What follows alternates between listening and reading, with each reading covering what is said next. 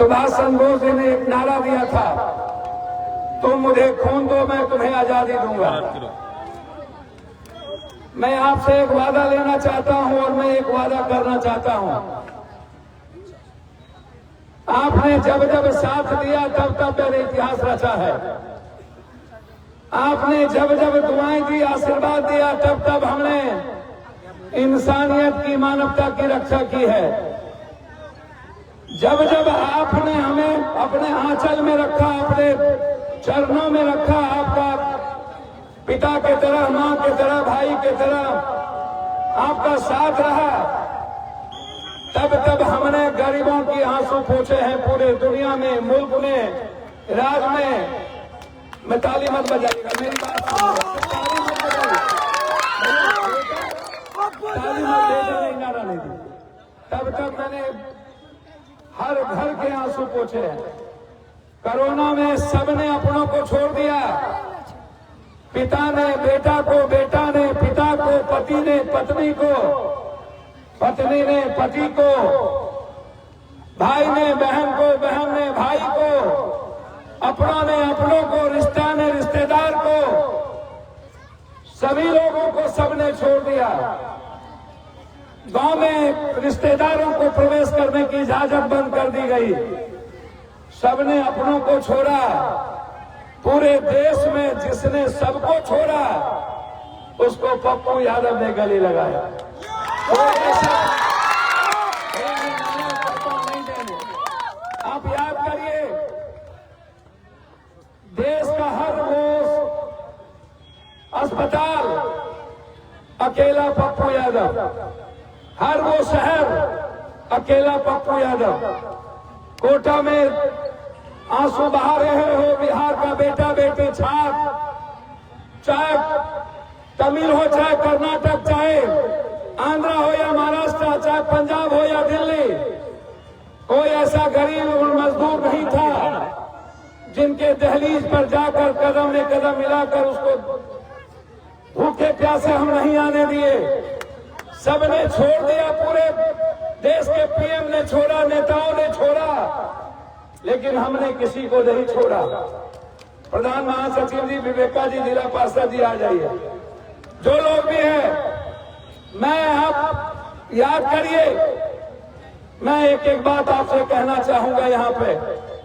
याद करिए, पटना का बार मुख्यमंत्री जी सो गए, नेता सो गए, मंत्री सो गए। हम 12 दिन हर घर के दहलीज पर पान न पान की डंडी लेकर के किसी को मरने नहीं दिया। हर बच्चों को लेकर के इसकी उम्मीद बने। भैया ताली नहीं बजाइए, बेटे मन से कोई ताली मत बजाइए। कोई ऐसे लोग नहीं थे। हमारे सारे नेता, प्रकोष्ठ के विभिन्न प्रकोष्ठ के अध्यक्ष, सभी लोग यहाँ मौजूद हैं। दुनिया में सब कोरोना से डरा। एक ही आदमी है इस दुनिया में जिसका नाम आपने बेटे के रूप में पैदा किया, पप्पू। कोरोना को पप्पू ने डराया।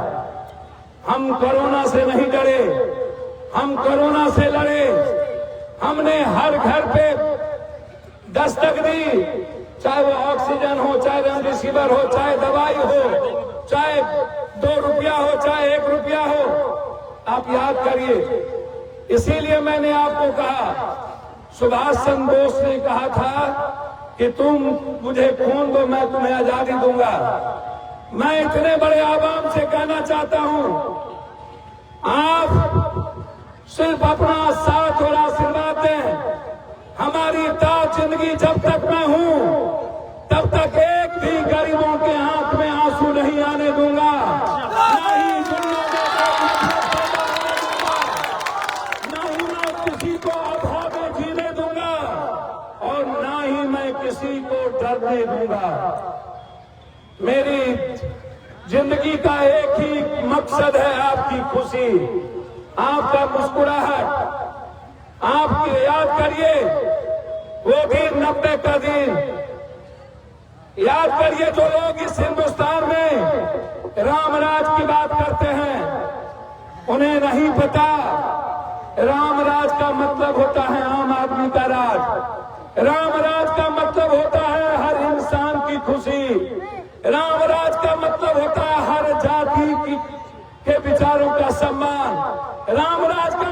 होता है हर मजहब और धर्म की इज्जत करना। राम राज का मतलब होता है अपनों से दूसरों की इज्जत करना। राम राज का मतलब होता है हर इंसान के लिए जीना। राम राज का मतलब होता है हर दुखी और परेशान आदमी के साथ खड़ा रहना।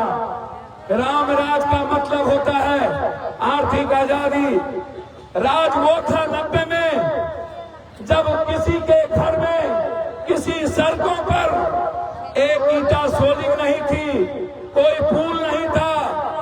याद करिए 90 का वो दिन, हर घर से ट्रैक्टर मैंने मंगाया था और सरकारी पोल नहीं भेजी थी। चले गए हमारे बहुत सारे इस इलाके के पूर्वज जिनके वालिद आज तीसरे पुश्त में हम लोग हैं। चले गए इस चकरा के बहुत सारे हमारे बुजुर्ग जिसकी दुआएं पप्पू यादव के साथ हुआ करता था। चले गए लल्लू बाबू जो अपनी जिंदगी का मकसद पप्पू यादव के लिए जीने का मकसद रखते थे। याद करिए वो दिन जब हर घर में जब अंधकार होता था, पूरी दुनिया पूरा देश अंधकार में था, पूर्णिया को उजाला पप्पू यादव ने किया था। हर घर की उम्मीद थी पप्पू यादव, हर घर का सपना था पप्पू यादव, हर घर का विश्वास था पप्पू यादव। याद करिए पूर्णिया और बिहार के उस डॉक्टर का आतंक जो गलत डॉक्टर थे। मैं सही डॉक्टर के खिलाफ नहीं कभी रहा। आप याद करिए जब एक भी गरीबों का शोषण नहीं हो सकता था। सरकार एक तरफ पप्पू यादव और हमारी भगवान जो जनता है, मेरा भगवान तो आप है, मेरा राम और रहीम आप है, मेरा सूफी बुद्ध नानक वाल्मीकि आप है, मेरा कबीर आप है, मेरा कृष्ण आप है, मेरा शिव आप है। मुझे कहीं भगवान ढूंढने की जरूरत नहीं है। मैं तो भगवान इंसान की खुशियों में ढूंढता हूँ। मैं तो भगवान इंसानों के मुस्कुराने के अवसर में ढूंढता हूँ। मैं तो भगवान जब इस देश इस बिहार आज अखबार का सर्वे आया कि पूरे भारत में सबसे ज्यादा गरीब पूर्णिया है, सबसे ज्यादा गरीब सहरसा है, सुपौल है, सबसे ज्यादा गरीब अररिया है, सबसे ज्यादा गरीब किशनगंज है, सबसे ज्यादा गरीब कटिहार है।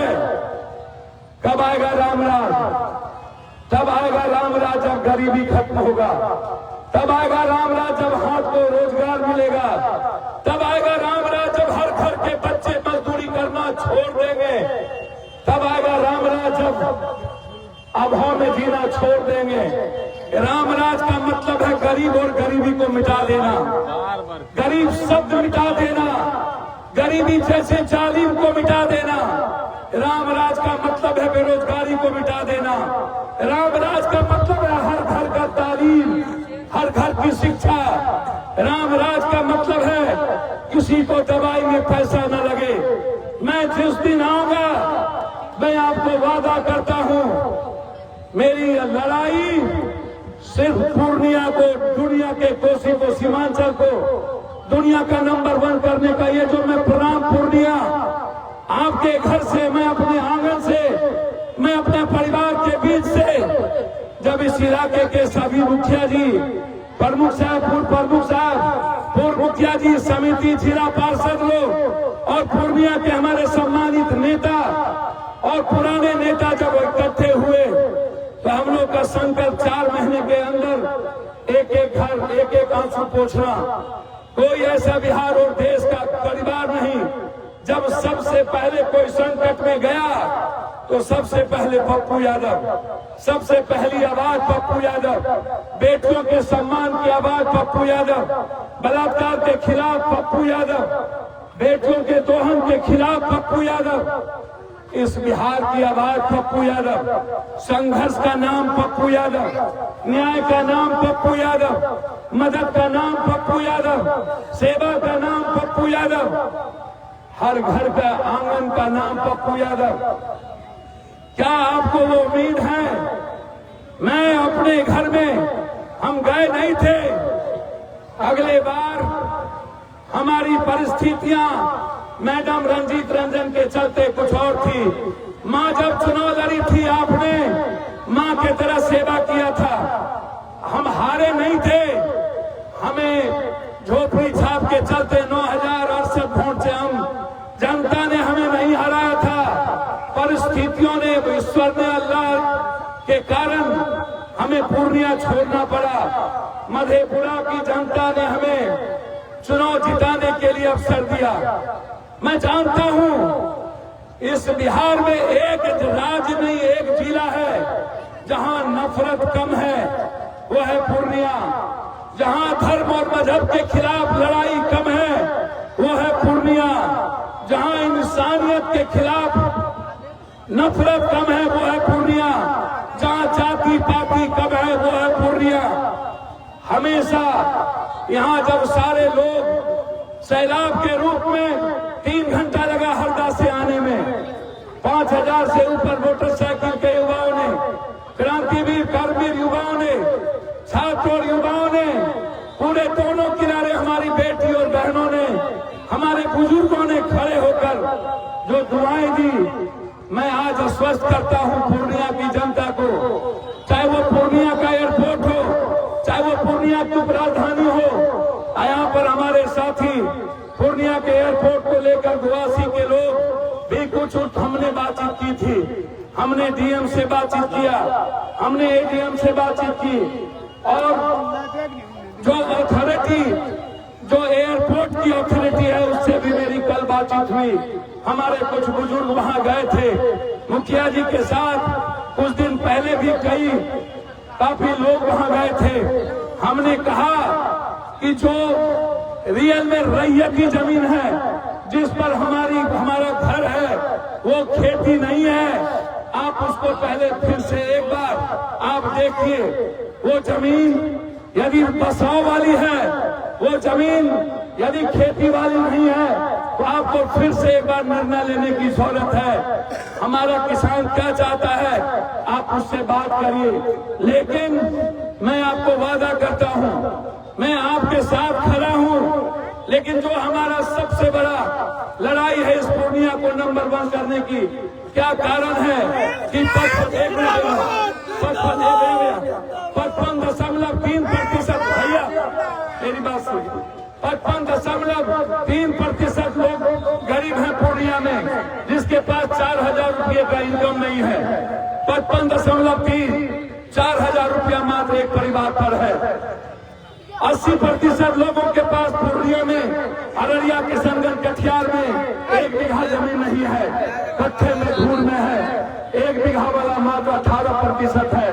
99% लोगों के पास पूर्णिया और बिहार में लैपटॉप और कंप्यूटर नहीं है। 96% लोगों के पास साइकिल नहीं है, गाड़ी नहीं है, मोटरसाइकिल नहीं है। जिसके पास मोटरसाइकिल है EMI पर, उसके पास यदि 2 महीने का किस्त नहीं है तो मोटरसाइकिल ले लिया जाता है, रोक दिया जाता है। मात्र 9% लोगों के पास एक जमीन, 1 कट्ठा, 1 धूल जमीन नहीं है।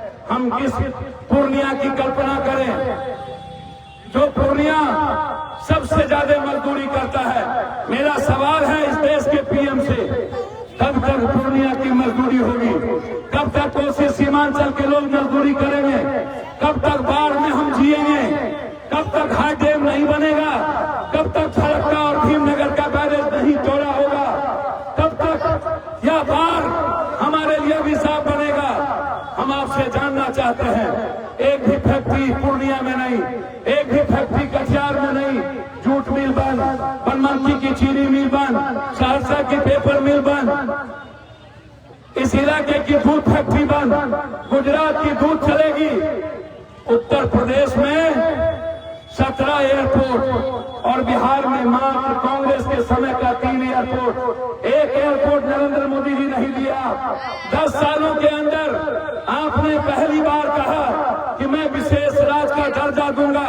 गांधी मैदान में आप वादा से मुकर गए। आपने कहा था कि मैं गुजरात का हूं, मैं जदवंशी के घर से आया हूं। अब मैं वादा करता हूं आप हमें सरकार दो। 17 साल आप सरकार में रहे, डबल इंजन की सरकार थी। पहले भी बिहार में कई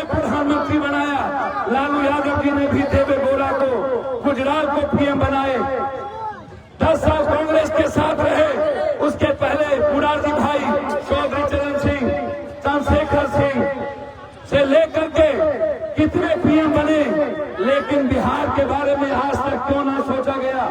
कोसी, बानंदा, गंडक, कमला, केहर, कनहर, गंगा जो मेरी तबाही का सबसे बड़ा कारण है, क्यों नहीं सोचा गया? क्यों नहीं सोचा गया कि हम जब लालू यादव की सरकार थी तब हम 65 लाख लोग बाहर जाते थे, और जब डबल इंजन की सरकार बनी, नीतीश कुमार जी और नरेंद्र मोदी जी 17 साल रहे, तो हम 1 करोड़ 32 लाख, पहले भी हम 56 लाख 65 लाख पर चले गए, बाद में 1 करोड़ 32 लाख 22 लाख आदमी 23 लाख आदमी बिहार से कोसी सीमांचल से मजदूरी करने बाहर गया। जब भी बाहर गया हम पीटे गए, हम पीटे गए मणिपुर में, हम पीटे गए गुजरात में, हम पीटे गए तमिलनाडु में, हम पीटे गए कर्नाटक में। जब हम गुजरात में गए तो हमको मारने की साजिश रची गई। हम एक एक बिहारी को लेकर के आए अकेले, हम 3 दिनों तक गुजरात में रहे और हमने कहा नरेंद्र मोदी जी है हिम्मत तो पप्पू यादव के सीने में गोली चलवा के दिखा देना। यदि हमने लड़ाई लड़ी और एक एक बिहार को बिहारी को लेकर के हम आए, किसी किसी को मारने नहीं दिया, वो भी पप्पू यादव के पहले गए। तब मणिपुर हम गए, लोगों ने कहा कि बिहार के इस दादा को यही मार दो, ये लंबे था अखबार में, ये दादा है बिहार का, इसको जिंदा लौट देना दो। हमने कहा हम खीरा ककड़ी नहीं है, यदि आए हैं तो मणिपुर में बिहारी हिफाजत करके जाएंगे, या तो मैं जिंदा रहूंगा या तो हिम्मत है तो बिहारी को छू करके। हम गए, जब चंडीगढ़ में पीटे गए, जब महाराष्ट्र में हमारे छाप को टाइगर मारा गया था, याद करिए महाराष्ट्र के उस स्टेशन पर पप्पू यादव पर बम चले, पप्पू यादव पर पत्थरें चली, लेकिन हम अपने शहीद बच्चे को लेकर के पटना यूनिवर्सिटी पहुंचे थे और हमने वादा किया था कि इसको लेके हम लौटेंगे। ये हिम्मत इस बिहार और इस देश में यदि किसी के पास है तो पूर्णिया की जनता ने सिर्फ पप्पू यादव को यह औकात और हिम्मत दिया है।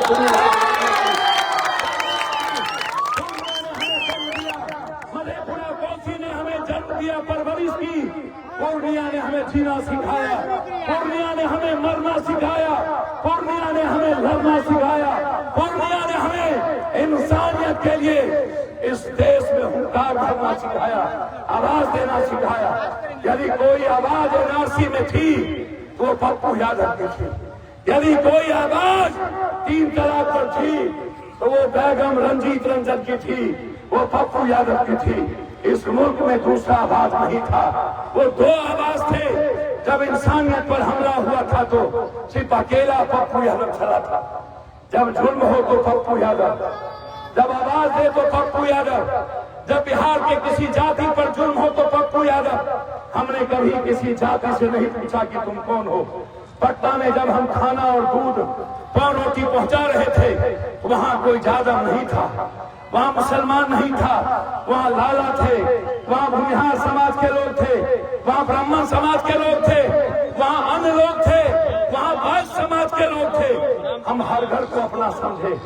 हमने जब रेमडेसिविर पहुंचाना शुरू किया, हम अस्पताल में जब उठा करके पटना में बिना मास्क के पप्पू यादव जब जला रहे थे एक एक पिता के लाश को, सबने जब अपनी मां को छोड़ दिया हमने कंधा दिया, सबने अपने पिता को छोड़ दिया हमने कंधा दिया, सबने अपनी बहन को छोड़ दिया हमने कंधा दी, और हर लोगों को कंधा देकर अकेला पप्पू यादव पटना के घाट पर हर लोगों को महरूम करके किया।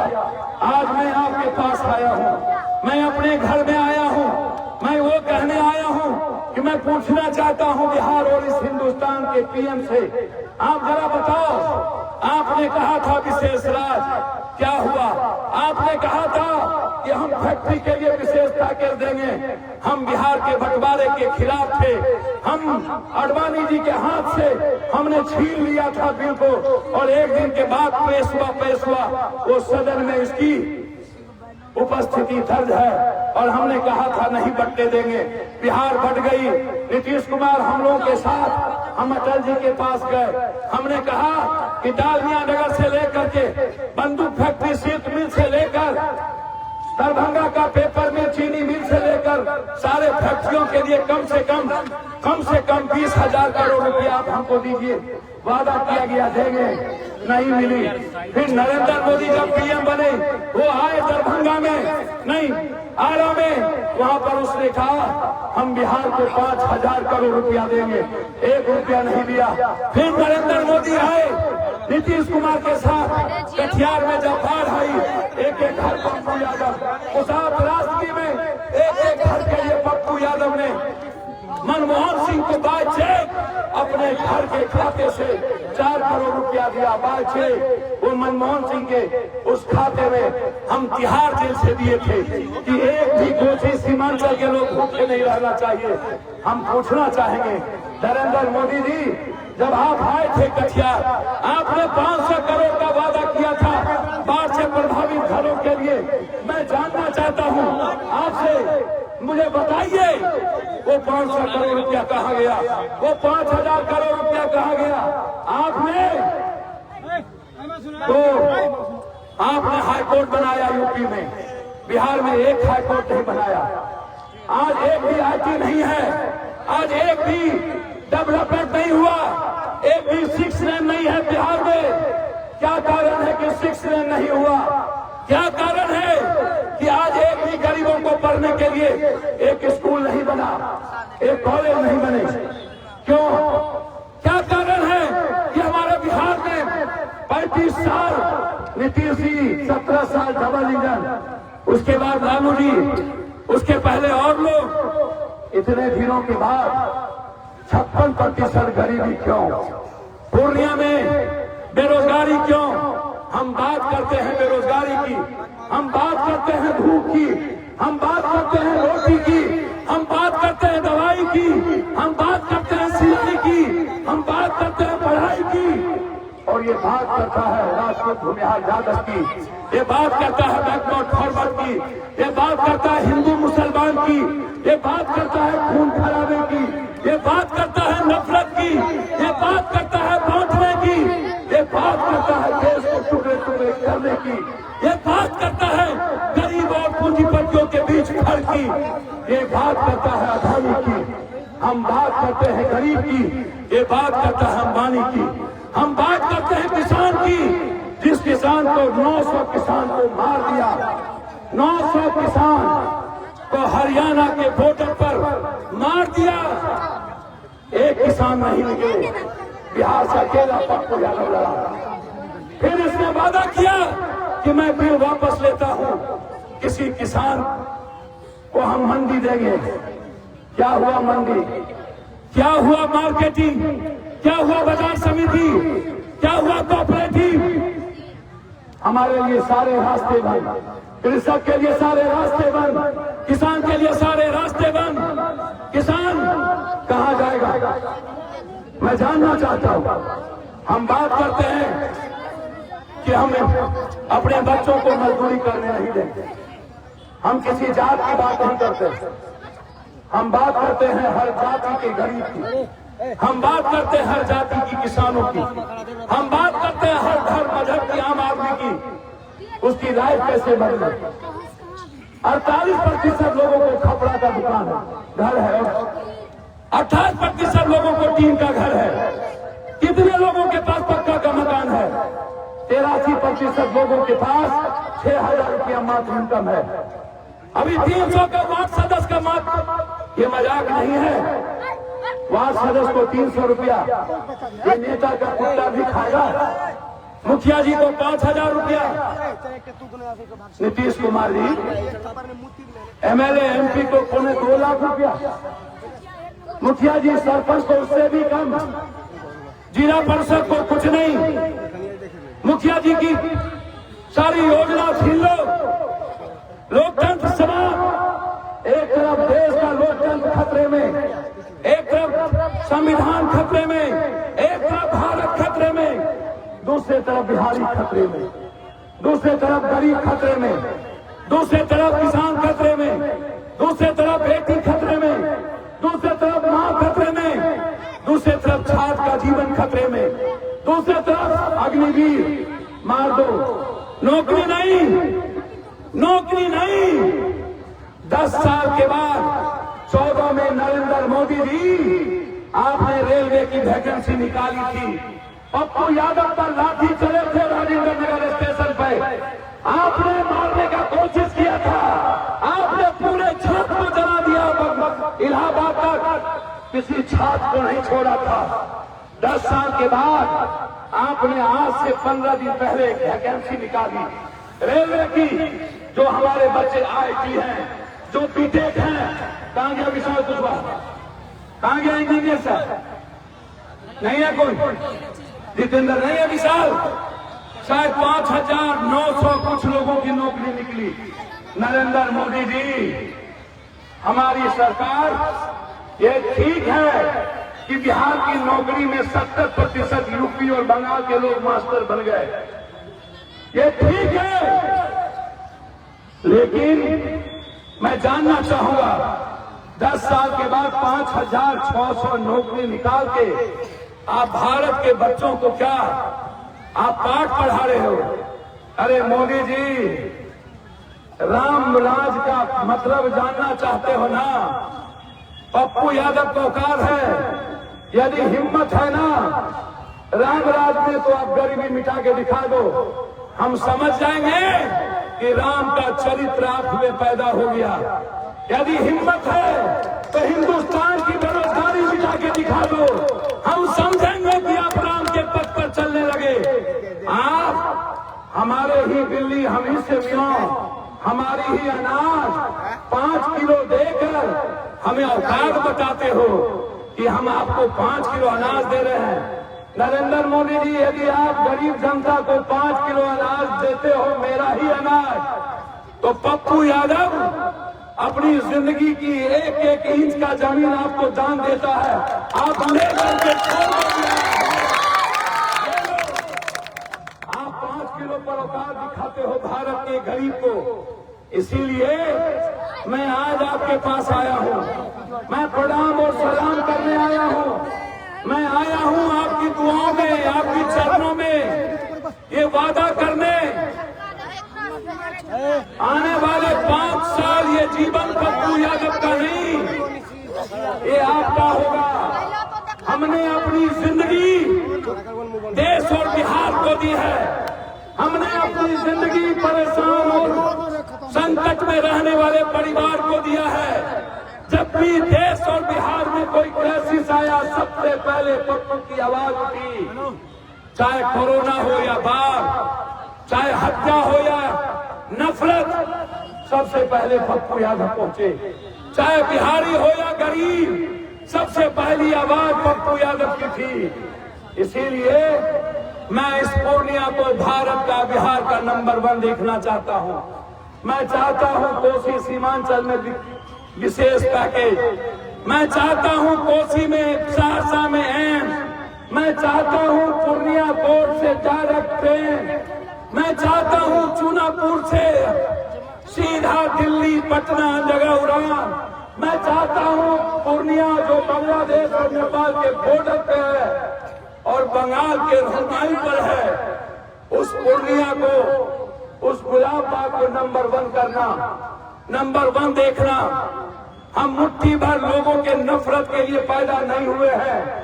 हम आए हैं गरीबी से आजादी के लिए, हम आए हैं बेरोजगारी से आजादी के लिए, हम आए हैं भ्रष्टाचार से मुक्ति के लिए। हम चकरा की जनता, गोवासी की जनता, इस इलाके की सतकोदरिया की जनता, हरदा की जनता, इस इलाके के चाहे जो भी मुखिया जी हो, सरपंच हो, जिला परिषद हो, मैं आपको वचन देता हूं, ठीक चुनाव के बाद 3 महीने के अंदर यदि बिहार में सबसे पहला इंस्पेक्टर राज, यदि कोई सीओ सीआई कर्मचारी आम आदमी की खुशी, आम आदमी की जिंदगी, जो मोटेशन और जमाबंदी के चलते तड़पता रहता है, जो सीओ का चक्कर लगाता है, पैसे के अभाव में न्याय नहीं मिलता, जो सीआई के यहाँ, जो हमारे वृद्धा पेंशन, विधवा निःशक्त पेंशन के लिए पागल हो जाता है, 6 महीना नहीं मिलता, आंगनबाड़ी के बच्चे सिर्फ मजदूरी के तरह तरस जाते हैं, उसकी लड़ाई, उसकी आवाज मैं आपको वचन दे के जाता हूं। आपको याद होगा जब पप्पू यादव एमपी थे तो यहाँ किसी का राज नहीं था, यहाँ जनता का राज था, यहाँ गरीबों का राज था, यहाँ आम आदमी का राज था, यहाँ बुजुर्गों का राज था, यहाँ बेटियों का राज था, यहाँ मां का राज था, यहाँ किसी सीओ कलेक्टर का राज नहीं था। और मैं आपको वचन दे करके जाता हूं, 3 महीने के बाद या तो मैं रहूंगा या तो पूर्णिया का भ्रष्टाचार रहेगा। 2 ही बात होगी। मैं आपको वचन देता हूं, गरीबों के लिए 1,000 कुर्सी हर ब्लॉक और हर सीओ, हर पदाधिकारी के चैम्बर में सीसीटीवी, थाना के हाजत में सीसीटीवी, थाना के दरोगा के चैम्बर में सीसीटीवी मार के दिखा देना। एमबीआई के गुंडे, डीटीओ, हम ट्रैक्टर पर अपना खेत का हम मिट्टी काटते हैं और ये गुंडे लोग पैसा वसूलने के लिए मेरा ट्रैक्टर पकड़ लेता है और 80,000 1,00,000 रुपया फाइन करता है। इसकी बाप की औकात नहीं। जब तक पप्पू यादव जिंदा होगा, एक किसान का ट्रैक्टर पकड़ लिया तो या तो मैं रहूंगा या तो मैं आपको बता देता हूं, जिस दिन कोई हाथ किसी आम आदमी से पैसा मांग लिया, चाहे वो आंगनबाड़ी का सवाल हो, चाहे आय प्रमाण पत्र हो, चाहे मृत्यु प्रमाण पत्र हो, चाहे धन प्रमाण पत्र हो, चाहे सीओ हो, वीडियो हो, चाहे डीसीएलआर हो, चाहे एडीएम हो, चाहे डीटीओ हो, सरकार किसी की रहे, सीएम कोई रहे, पीएम कोई रहे, पूर्णिया का बेटा ही सीएम और पीएम है। हम जो चाहेंगे वही होगा। भारत का पीएम पूर्णिया की जनता जो चाहेगी वही होगी। पूर्णिया के न्याय के लिए हम दुनिया में किसी से टकरा सकते हैं, हमें जीने का शौक नहीं है।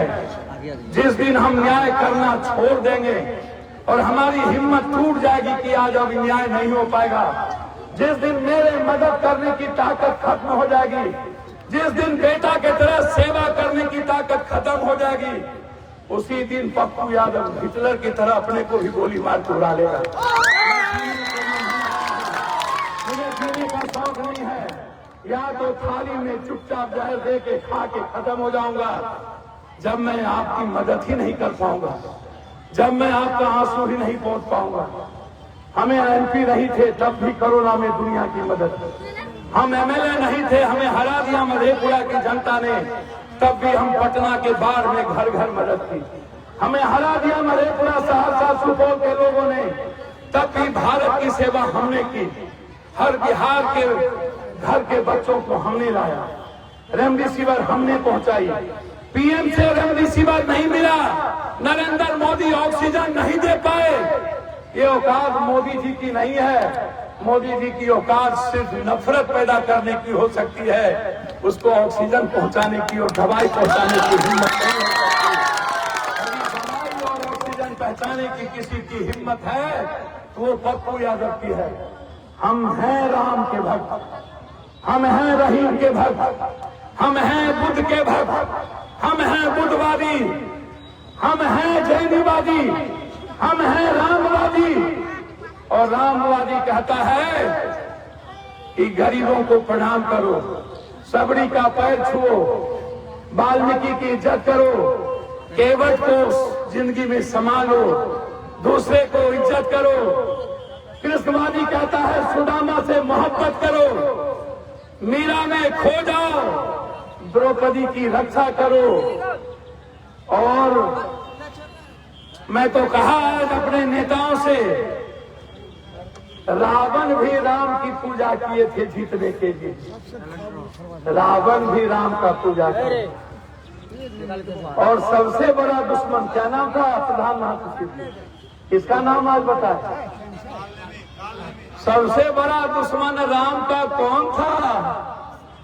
कालनेमी। कालनेमी भी पूजा किया था राम का। क्या ये लोग रावण है या कालनेमी है? कौन है? राम के विचारों का तो पप्पू है, जो हर आदमी का आंसू पोंछता तो है। हर आदमी के घर में मदद, हमारी औकात बहुत की नहीं है, लेकिन बेटे की तरह पान न पान की घंटी लेके पहुंचते तो हैं। हर आदमी के लिए जीने की रास्ता तो देते हैं। हमारे भीतर मरने की तो हिम्मत है। मोदी जी, आप तो मरने से डरते हैं। मोदी जी, हमको जीने से डर लगता है, हमको मरने में आनंद आता है, और हम मरना भी चाहते हैं इंसानियत के, इसीलिए हम आए हैं।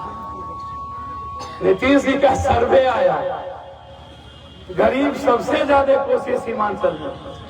नीतीश जी, आप जब सीएम बने तो सबसे ज्यादा एमएलए एमपी कोसी ने दिया, सीमांचल ने दिया। लालू जी, आप जब मुख्यमंत्री बने तो सबसे ज्यादा एमएलए एमपी सीमांचल और कोसी ने दिया। फिर सबसे ज्यादा गरीब कोसी सीमांचल क्यों है, ये जनता जानना चाहती है। सबसे ज्यादा मजदूरी मेरा बेटा करने क्यों जाता है मिथिला के लोग, कोसी सीमांचल मिथिला इतने गरीब क्यों? इसीलिए हम चाहते हैं विशेष पैकेज, हम चाहते हैं आजादी भ्रष्टाचार से। आज से आपकी लड़ाई, पप्पू यादव हमेशा आपके बेटे की तरह लड़ा। मैं आपको वादा करके जाता हूं, 3 मार्च को रंगभूमि मैदान में किसी घर में आदमी नहीं रुकिएगा। या तो हमें विशेष राज दो, कोसी सीमांचल मिथिलांचल को विशेष पैकेज दो, और नहीं दोगे तो हम रेल भी चलने नहीं देंगे। और हम 3 मार्च को पूरे कोसी सीमांचल की जनता, या तो हम रामराज लेकर रहेंगे, विशेष पैकेज लेकर रहेंगे, या नहीं तो हमारे साथ दिल्ली में बैठ के सौतेलेपन का व्यवहार किया तो हम मिथिला कोसी सीमांचल का अलग राज का डिमांड कर देंगे। अलग राज हमें नहीं चाहिए भी, हम अलग राज के पक्ष में नहीं हैं, लेकिन यदि इसी तरह हमारे साथ नाइंसाफी हुई, इसी तरह कोसी सीमांचल को मरने पर मजबूर कर दिया, 56% से 63 हो गए गरीबी, तो हमें सोचना होगा। 5 तारीख को रंगभूमि के लिए चलेंगे, कूच करेंगे, और 3 तारीख को, 3 मार्च को, और इस वादा के साथ कि बिहार इंसाफ करे कोसी सीमांचल के। आप चाहते हैं ना कि पूर्णिया में आपको कोई तकलीफ ना दे, आपको कोई डॉक्टर परेशान ना करे, चाहते हैं ना? आप चाहते हैं ना कि आपके जेब से कोई पैसा ना निकाले, चाहते हैं ना? क्या इस पूर्णिया में जो गलत डॉक्टर के लोग हैं वो आपको परेशान करता है ना? ज्यादा पैसा ले रहा है ना? मैं आपसे पूछ रहा हूं, डॉक्टर से परेशान है या नहीं? आप हाथ उठा के हमको बताइए। सीओ बीडीओ से परेशान है कि नहीं? थानेदार से हाथ उठा के बताइए। आप इस अपराधी दलाल माफिया से परेशान है कि नहीं? हाथ उठा के बताइए। आप इस नेताओं के नफरत से परेशान है कि नहीं? हाथ उठा के बताइए। आप क्या चाहते हैं? आप मुक्ति चाहते हैं ना? आप आजादी चाहते हैं ना? गरीबी से, बेरोजगारी से, मजदूरी से आप अच्छा जीवन चाहते हैं, आप खुशियों से जीना चाहते हैं, आप मुस्कुराना चाहते हैं, आप चाहते हैं कि गुवाची की जनता को न्याय मिले, आप चाहते हैं कि गुवाची का किसान की जमीन ना जाए, यही चाहते हैं ना? लड़ना चाहते हैं ना? हम आपकी बात वहां तक पहुंचाए हैं और वचन देते हैं कि हम आपके साथ खड़े रहेंगे। जितना न्याय हो सकता है, बगैर न्याय के पप्पू यादव चैन से नहीं बैठेगा, ये मैं आपको वादा करता हूं। मैं इन्हीं शब्दों के साथ आज जो इस इलाके में हमारे पूर्वजों ने, हमारे भाइयों ने हमारे साथ कंधे में कंधे मिला के चलने वाले 90 से आज तक वो लोग, जो लोग आज भी हमें बेइंतहा मोहब्बत करते हैं अपने खून की तरह, मेरे और आपके खून में कोई फर्क नहीं है। आपका खून मेरा खून है। मैं मर जाऊंगा, जिंदगी में जाति पाति नहीं होगी। मैं मर जाऊंगा, किसी जाति से नफरत नहीं करने दूंगा। मैं मर जाऊंगा, किसी जात को मैं किसी जात से तकलीफ नहीं होने दूंगा। जब तक मैं जिंदा हूं, सियासत के लिए किसी भी धर्म और मजहब के विचारों को कमजोर नहीं होने दूंगा और किसी के इज्जत पर हम नहीं छोड़ेंगे। किसी के स्थान पर पप्पू यादव जब तक जिंदा है तब तक आप महफूज हैं, आप हिफाजत से हैं। पहले पप्पू के लाश पर चलना होगा, तभी पूर्णिया की किसी एक जनता, किसी आवाम, किसी भाई, किसी परिवारों को कोई देख पाएगा। यही मैं आपसे वादा करने आया था। आज से शुरू है ये। कल हम लोग फलका की ओर जाएंगे, रात्रि रुकेंगे गरीबों के बीच। फिर 26 तारीख को एक दिन गैप होगा। उसके बाद कोरहा से हम लोग रुपौली, फिर भवानीपुर, बरहारा, बनमनखी, धमधा, फिर केनगर के बाद श्रीनगर, जलालगढ़, कस्बा, बीच में रोकेंगे और फिर 3 तारीख को लड़ाई हर बार लड़िएगा ना आप लोग। हम जब जब लाठी और गोली खाने को तैयार होंगे, साथ दीजिएगा ना। साथ का मतलब है सोशल मीडिया चलाते हैं ना, फेसबुक देखते हैं ना, इंस्टाग्राम चलाते हैं ना, ट्विटर देखते हैं ना। आप लोग आज से 5 मिनट हमको दीजिए। आपके इस नंबर पे, यहाँ जो नंबर है, कौन नंबर है? नंबर देखें कागज में, 8888 लिखिए, 8888 32 3 का 8 88773288। इस पर मिस कॉल दीजिएगा। आप अपना नाम पूर्णिया आज से अपना डीपी क्या लगाइएगा? प्रणाम पूर्णिया, सलाम पूर्णिया, प्रणाम पूर्णिया। आज से हम बोलेंगे प्रणाम पूर्णिया। और उस नंबर को डायल कीजिएगा। आप जब अध्यक्ष हैं इस इलाके में, चकला में, गवासी में, सभी जगह, वो आपके पास जाएंगे, मेरा चिट्ठी लेके जाएंगे, मेरा स्टिकर लेके जाएंगे और उसके माध्यम से आप हमको खबर भेजिएगा। पंचायत अध्यक्ष को मैं धन्यवाद देता हूं और इस इलाके में 11 सदस्यीय कमेटी जो बनी, मैं उनको धन्यवाद देता हूं। पूरे पूर्णिया में हमारे प्रखंड अध्यक्ष ने, हमारे नेताओं ने, जिला कमेटी ने, हमारे अध्यक्ष ने, सभी प्रकोष्ठ के युवा मोर्चा, युवा शक्ति, छात्र, यूनिवर्सिटी, महिला, दलित प्रकोष्ठ, अल्पसंख्यक प्रकोष्ठ, डब्ल्यूजी,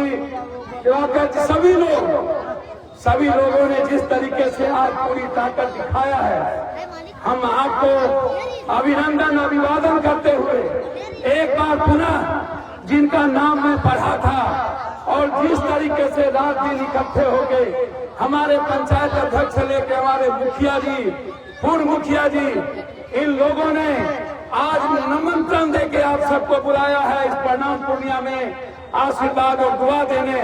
इसके लिए इनका अभिनंदन, अभिवादन। आपको नए साल की ढेर सारी शुभकामना। मैं आपको बहुत बहुत बधाई देता हूं, मैं आपको प्रणाम करता हूं। मैं आपको सलाम करते हुए आज से आपका हर दुख पप्पू यादव का, आज से हर संकट पप्पू यादव का, आपका आशीर्वाद है ना पप्पू यादव को? वहां जो खड़े हैं जोर से बोलिए, आपका क्या है ना? पप्पू यादव आपका बेटा है ना? आपके घर का सेवक है ना?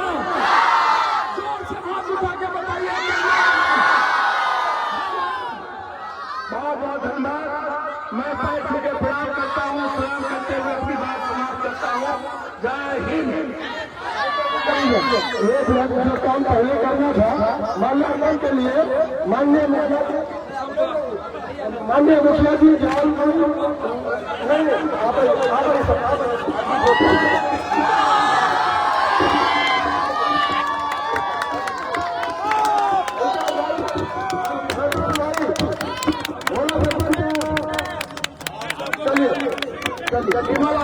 लोग आ जाइए। मुखिया जी बबलू जी